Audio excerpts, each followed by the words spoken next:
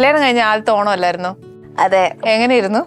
നന്നായിരുന്നു. നിങ്ങൾ ആഘോഷിച്ചോ? ഞങ്ങൾക്ക് ആഘോഷിക്കാൻ ശരിക്കും പറ്റിയില്ല. കാരണം ഞാൻ എന്റെ വീട്ടിലും അമീന്റെ ആ സമയത്ത് ഷൂട്ടിന്റെ ഭാഗമായിട്ട് കല്യാണം കഴിഞ്ഞ ആദ്യത്തെല്ലാം സ്പെഷ്യൽ അല്ലേ കൊച്ചെ? പക്ഷെ നമ്മൾ ഓണത്തിന് മുന്നേ ഉള്ള കുറച്ച് ദിവസങ്ങൾ ആഘോഷിച്ചായിരുന്നു. അത് ഓണമാക്കി എടുത്തു. ഉത്രാടത്തിന്റെ അന്ന് സദ്യയൊക്കെ ചെയ്തു അല്ലേ? ഞാൻ ആദ്യമായിട്ടാണ് ഡയാനയുടെ കയ്യിൽ നിന്ന് സദ്യ കഴിക്കുന്നത്. കൊള്ളായിരുന്നു. എസ്പെഷ്യലി എനിക്ക് ഓലൻ ഭയങ്കര ഇഷ്ടമാണ്. ഓലൻ ഭയങ്കര ഇഷ്ടാ? എനിക്ക് ഇഷ്ടമാണ്.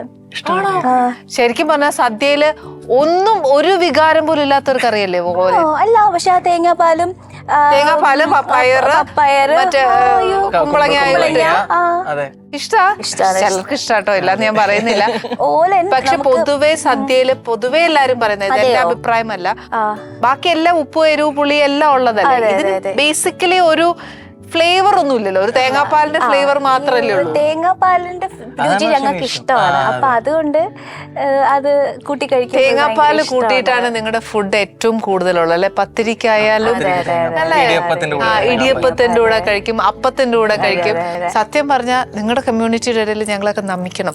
കാര്യം ഇന്ന് കഴിക്കുന്ന അല്ലല്ലോ മോളെ നാളെ കഴിക്കുന്നത്. ഇങ്ങനെ വെറൈറ്റിയാ. സത്യം പറഞ്ഞാൽ കൊതി തോന്നിയിട്ടുണ്ട് കേട്ടോ ഇങ്ങനെ ഉണ്ടാക്കാൻ.